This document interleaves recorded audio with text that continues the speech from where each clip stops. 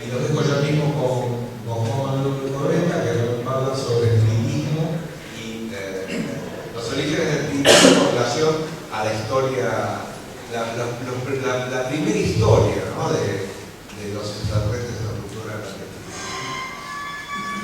Bueno, gracias Alejandro. En principio, bueno, le agradezco a Alejandro por haberme convocado a esta mesa. En nombre del Museo Roque, del programa Patrimonio y Violencia, le damos la bienvenida. Gracias por estar acá. También queremos agradecer a la directora del museo, la licenciada María Rodríguez Aguilar, que está con nosotros porque nos permitió que este tipo de actividades a lo largo de estos años del programa, que hoy con esta actividad concluye por 10 años, que obviamente cambios en las directivas, cambios en los programas que tiene la institución, pero bueno, durante 10 años la institución, su directora, de alguna manera habilitada la posibilidad de realizar trabajos sobre lo que se conoce como historia cultural, estudios culturales, los estudios sobre creencias, particularmente a partir de 2007 arrancamos con estudios sobre el feminismo que aparece en la Argentina, que es un tema que venimos trabajando. Siempre digamos dentro del programa de actividades que tienen que ver específicamente con diversas cuestiones, diversas creencias, siempre dirigidas en un aspecto no solamente de reflexión, sino también fundamentalmente de la gente que investiga las ciencias sociales, no sociales, este tipo de experiencias humanas y cualquier tipo de fenómeno que quieran hacer. La verdad que es un placer cerrar el día de hoy. ¿Se escucha bien? ¿Se escucha bien? Más o menos. Un poquito bajo. No habló mucho, tendría que ir Alejate el micrófono, le tumba el micrófono. Ahí se escucha la cosa. Sí. Bueno, como les decía, es un placer realmente cerrar la historia del programa luego de 10 años con una actividad como esta. Y lo agradezco a Alejandro Agostini por la invitación. Particularmente desde la casa me toca, digamos, esta tarea como un momento que tenemos local. Pido por favor y les recomiendo que guarden y cuiden sus objetos personales, porque no se hace cargo de traer amigos, cosas que puedan estar olvidadas, así que les pido por favor que sean muy atentos a sus pertenencias, celulares, carteras, notebooks, etc. ¿Sí?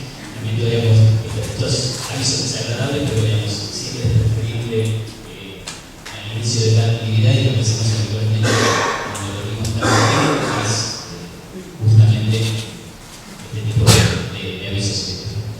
Bueno, fundamentalmente voy a dejar en la presentación, yo la verdad que no me voy a sentar porque estoy un poco incómodo si me escuchan. Particularmente, digamos, el tema de los extraterrestres dentro del estudio del espiritismo ha sido un tema, digamos, que si bien tiene ciertos fundamentos, no ha sido particular en el tema no ha sido un tema particular que nosotros hayamos estudiado puntualmente, pero sí, digamos, lo que vamos a hacer es dar algunos indicios acerca de qué tiene que ver, digamos, el espiritismo con los extraterrestres.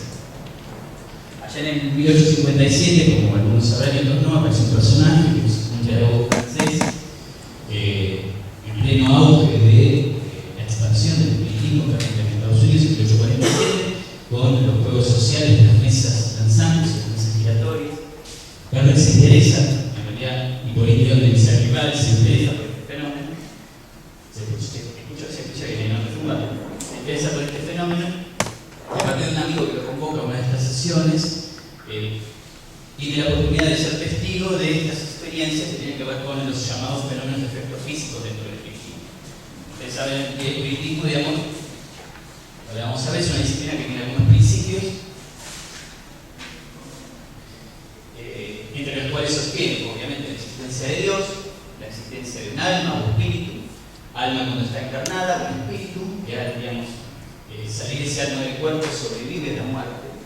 Y fundamentalmente otro principio que es la comunicabilidad, es decir, no solamente el alma sobrevive a la muerte, quedando en forma de espíritu, sino que además ese espíritu puede comunicarse con el resto de los sujetos, de los seres humanos, ellos no los llaman vivos, sino encarnados, y tienen la posibilidad de transmitir información y generar algunos fenómenos.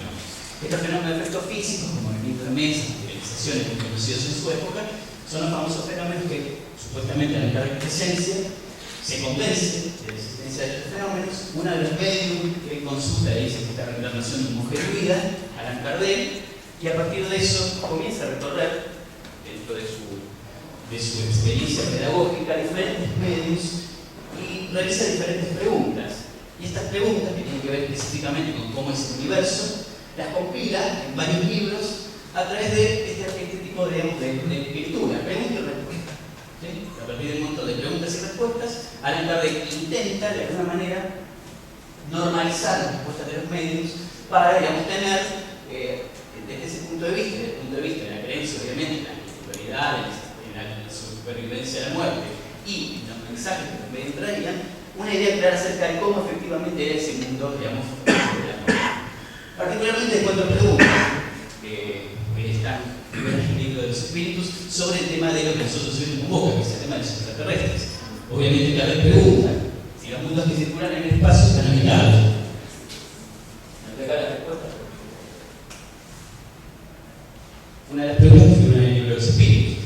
Los espíritus contestan sí, el hombre de la Tierra está lejos de ser, como cree, el primero en inteligencia, bondad y perfección. Sin embargo, hay hombres que se consideran muy importantes y se imaginan que solo este pequeño mundo tiene el privilegio de contar con seres racionales. Orgullo y vanidad. Creen que Dios ha creado el universo para ellos. Evidentemente, ante la respuesta, él indica a la que efectivamente no es este único mundo habitado.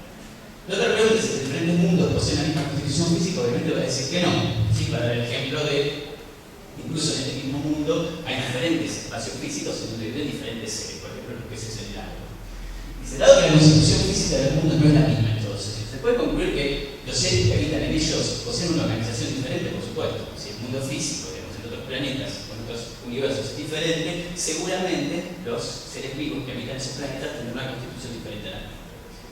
Se puede preguntar, ¿los mundos que están más alejados del Sol se encuentran privados de luz y calor, dado que el Sol solo se presenta a ellos con la apariencia de una estrella? Y ahí una respuesta es muy interesante, porque en ese momento quizás la ciencia desconocía la existencia de otros soles, ¿sí?, que pudieran tener sistemas planetarios como el nuestro, con lo cual responde, digamos, los espíritus que más allá de que no existiera el Sol en nuestros planetas, había otros sistemas, por ejemplo, para generar calor y iluminar, como la electricidad. Entonces supone también que incluso muchos seres podrían llegar a vivir en el frío, ¿no?, en lugares polares en donde hubiese luz y calor del Sol. Si nosotros, digamos, nos atenemos a la definición de lo que es extraterrestre, ¿sí?, de la Real Academia, es algo que pertenece al espacio exterior a la Tierra o precede de él, y es un objeto, un ser que supuestamente vive del espacio exterior a la Tierra. Estas condiciones o estas cuestiones que tienen que ver con las creencias del espiritismo nos ponen realmente una pregunta bastante, digamos, interesante, porque en definitiva, si el espíritu desencarna y sobrevive a la muerte, y supongamos que un espíritu desencarna de un ser de otro planeta, probablemente, digamos, nuestra encarnación no va a acabar con un espíritu de la Tierra, sino con un espíritu de cualquier otro lugar del universo. Con lo cual, en ese punto, digamos, la cuestión de cuál es el origen del extraterrestre, digamos, para el espiritismo, por lo menos dentro de su creencia, es bastante, digamos, fácil de responder. Todos podemos llegar a ser extraterrestres en este planeta porque nuestro espíritu no tiene por qué haber provenido de este mismo planeta. Una cosa, digamos, bastante interesante. Hablando del principio de comunicabilidad, voy a pasar rápidamente por algunos ejemplos. Uno de los más conocidos es también Helmut Schmidt, estudiado por Cournot. En Suiza, en 1891, se une a un círculo espiritualista, desarrolla mediunidad, y ya en 1892 comienza, digamos, a tener mensajes mediúnicos. Ahí recibe el mensaje de que ella es, o conoce que ella es la encarnación de María Antonieta, nada menos, una princesa hindú, y otro personaje que aparentemente recorría de algunos planetas, entre ellos el planeta Marte. Otra historia, en realidad, sostiene que una de las consultantes a esta medium pregunta por su hijo, y ella entonces, en estado de trance, que era en el modo en el que realizaba todas estas experiencias, ella caía en un estado sonambúlico y según ella no recordaba lo que había pasado después de caer en trance, le dice que su hijo estaba en un lugar muy alejado y le dice que su hijo estaba en el planeta Marte. Obviamente ahí la mujer y quienes estaban presentes en la sesión comienzan a pedirle que describa ese lugar. Bueno, ella lo describe perfectamente, y no solo lo describe, sino que aparte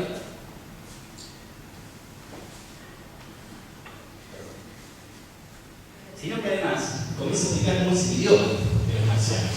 y comienza a partir de la escritura automática a escribir en idioma marciano. Desarrolla un alfabeto completo, una sintaxis completa del alfabeto marciano, un diccionario marciano francés, ¿sí? Porque es el idioma que hablaba en China. Mucho tiempo después, el estudio que hace Theodore Fourneau saca su libro, 1900, de la idea del planeta Marte, donde Fourneau determina que efectivamente se trata de un caso de sonambulismo, de escritura automática, un fenómeno absolutamente inconsciente, basado en que la estructura del idioma que Schmitt había escrito era nada más y nada menos que una copia del francés. Lo que hacía era reemplazar letras, digamos, del alfabeto marciano por letras del francés, y había armado, en el inconsciente, ¿sí? Este fenómeno glosolaria, un idioma, digamos, que en principio parecía desconocido y parecía, digamos, marciano, pero en realidad no era más que sustitución de letras por las letras del francés con un idioma completo. Esto obviamente genera el enojo de Schmitt, porque la interpretación que da Fourneau de su libro no le convenció, se sintió estafado, porque ella realmente creía que sus contactos provenían de todo el mundo. Pero bueno, lo que nos ha quedado, digamos, después de eso se dedica a hacer pinturas y se mete en un grupo y trabaja con pintar imágenes religiosas y sobre todo de Jesucristo, pero nos ha dejado algunas imágenes, por ejemplo, de cómo era el mundo marciano según Schmitt. Entre las imágenes que se recibía de cómo supuestamente, a partir de estas comunicaciones, la gente y los seres vivían en Marte, ¿cierto? Animales, pinturas, etc. No sé cómo voy el tiempo. ¿Sí? 5. Rápidamente, digamos, también, como me quedan 5 minutos, rápidamente en el espiritismo hemos encontrado a lo largo de nuestra investigación varias referencias acerca de cuestiones extraterrestres. Sobre todo, medios que se han contactado, por ejemplo, con seres de los planetas, recibidos a través de mediunidad, medios que han logrado viajar a los planetas y escribir cómo eran los planetas hasta el conocimiento de cómo eran realmente. Hoy en día demostró eso, si bien uno lo pone en discusión dentro del propio espiritismo, porque dicen, bueno, por ejemplo, el planeta Marte no existe, digamos, todo lo que Schmitt decía, el mundo, digamos, que supuestamente Schmitt escribía. La pluralidad de mundos habitados incluye además pluralidad de no solamente de lugares físicos, sino también de lugares multidimensionales. Con lo cual, evidentemente, lo que dicen es, bueno, la dimensión que había en Schmitt, porque podría llegar a ver otro ambiente dentro de Marte, en realidad quizás no es captado por el ojo físico de los terrestres que, digamos, tienen la capacidad para detectar determinadas cosas. El mundo espiritual, digamos, dentro de esas multidimensionalidades, tiene mundos como ese, y es probable para ellos que el mundo de Schmitt todavía siga funcionando mal.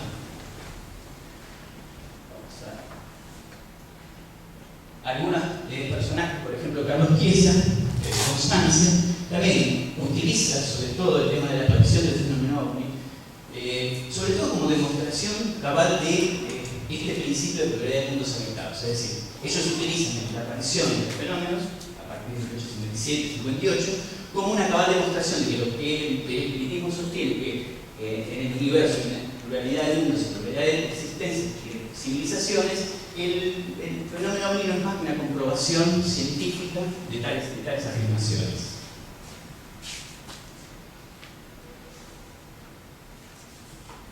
Acá hay un caso conocido, yo no voy a tocar algunos casos porque seguramente, digamos, otros lo van a nombrar, pero acá, digamos, está el caso de un periodista que realiza una serie de notas acerca del espiritismo en la década del 50, Carlos Maillard, en la revista Hora, y entre ellos aparece una sociedad espiritualista, Misión de Jesús, con una médium, Madullés, y como asistente de esta misma aparece un personaje, Gabito Millán, que seguramente lo vamos a volver a escuchar en las conferencias, en donde, digamos, termina convirtiéndose prácticamente en uno de los primeros contactados y telépatas que reciben mensajes directamente de los tripulantes de los platos voladores.